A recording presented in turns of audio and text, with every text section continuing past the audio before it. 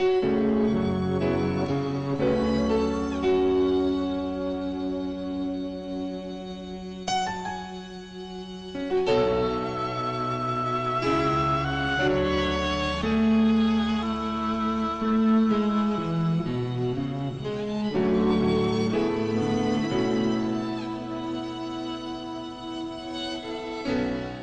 could have saved a life that day, but I chose to look the other way.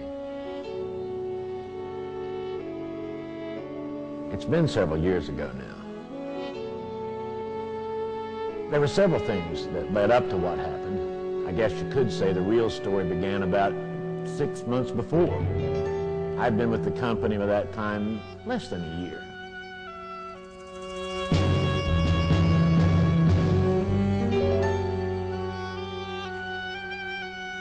Hey, Joey, you don't have the line from the heat exchanger blanked off. We went over this at the maintenance meeting, huh? If you don't blank it, a failure in the heat exchanger can cause pressure to backfeed into the supply line. Sorry, John, I must have forgot. Look, that'll make this procedure last twice as long. Besides, I never heard of a failure in the heat exchanger. Joey, you've only been here for a year. There are things you don't know. Okay. And just so you do know, a heat exchanger did fail in the Windsong plant. And if that had happened here, you'd have a face full of high-pressure steam right now.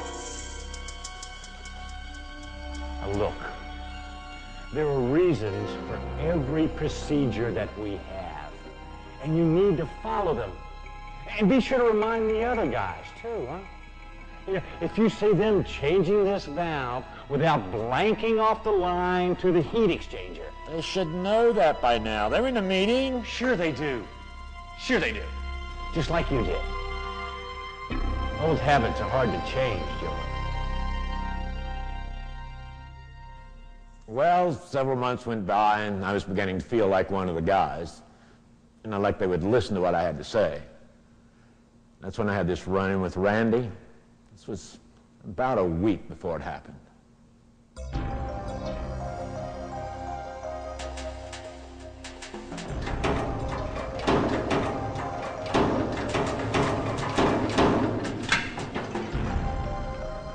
Hey, Randy, you got to use the bonding wire, buddy.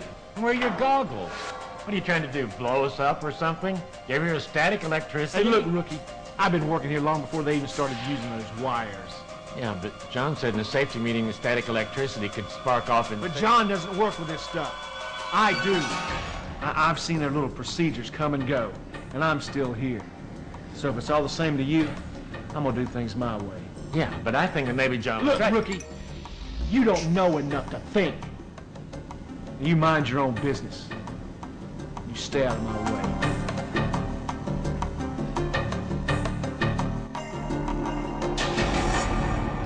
I still remember how low I felt after that conversation. It really shook my confidence. And I'm sure it contributed to what happened a week later. I was walking along and saw Randy beginning to service the steam supply valve. It has to be serviced every 6 months. Naturally, I looked to see if he had blanked off the line from the heat exchanger. He hadn't. I was still smarting from my last encounter with Randy. I just didn't want to get into it with him. Didn't want him to get mad at me. Again. I could have saved a life that day, but I chose to look the other way. It wasn't that I didn't care. I had the time and I was there. But I didn't want to seem a fool or argue over a safety rule. I knew he'd done the job before. If I spoke up, he might get sore. His chances didn't seem that bad. I'd done the same. He knew I had. So I shook my head and walked on by. He knew the risks as well as I. I justified it to myself by saying, I'd done it that way before. What right did I have saying anything to him? I mean, he knew the procedure. I walked a few steps, but something just didn't feel right about it. I stopped and turned around. I'd like to think I was going to say something, but I think I was only trying to convince myself that everything was okay. It wasn't. He took the chance. I closed an eye. And with that act, I let him die.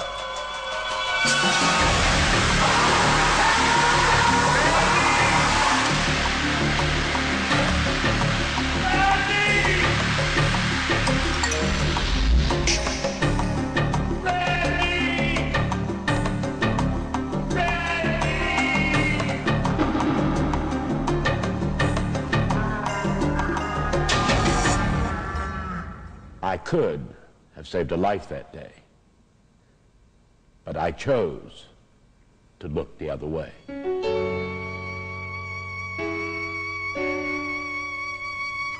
And now, every time I see his wife, I know I should have saved his life. That guilt is something I must bear, but it isn't something you need share.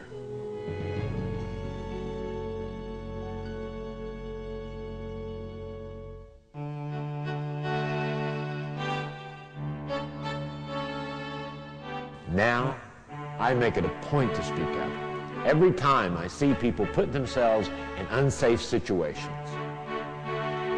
Not to criticize people, although some people take it that way, but because I truly don't want them to get hurt. Some of the newer guys get mad from time to time. I don't mind. But the older guys, the ones that knew Randy, they understand why I do it. In fact, they've started speaking up also, and it's starting to rub off on others. Just the other day, someone reminded me to put on a face shield. He didn't know me or Randy. He just knew I needed to wear it. And he wasn't afraid to say so. I made a point of thanking him for reminding me, because that's the kind of concern our safety program needs to reach the next level. I'm truly sorry that someone had to die before we realized it. If you see a risk that others take that puts their health or life at stake, the question asked or thing you say could help them live another day. If you see a risk and walk away, then hope you never have to say, I could have saved a life that day, but I chose to look the other way.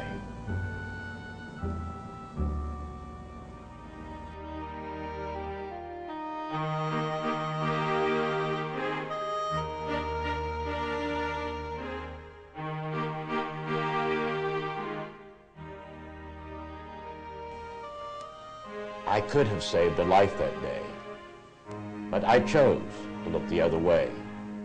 It wasn't that I didn't care. I had the time, and I was there. But I didn't want to seem a fool or argue over a safety rule. I knew he had done the job before. If I spoke up, he might get sore. The chances didn't seem that bad. I'd done the same he knew I had. So I shook my head and walked on by. He knew the risks as well as I. He took the chance. I closed an eye. And with that act, I let him die. I could have saved a life that day, but I chose to look the other way. Now, every time I see his wife, I know I should have saved his life. That guilt is something I must bear, but it isn't something you need share. If you see a risk that others take that puts their health or life at stake, the question asked or thing you say could help them live another day. If you see a risk and walk away, then hope you never have to say. I could have saved a life that day, but I chose to look the other way.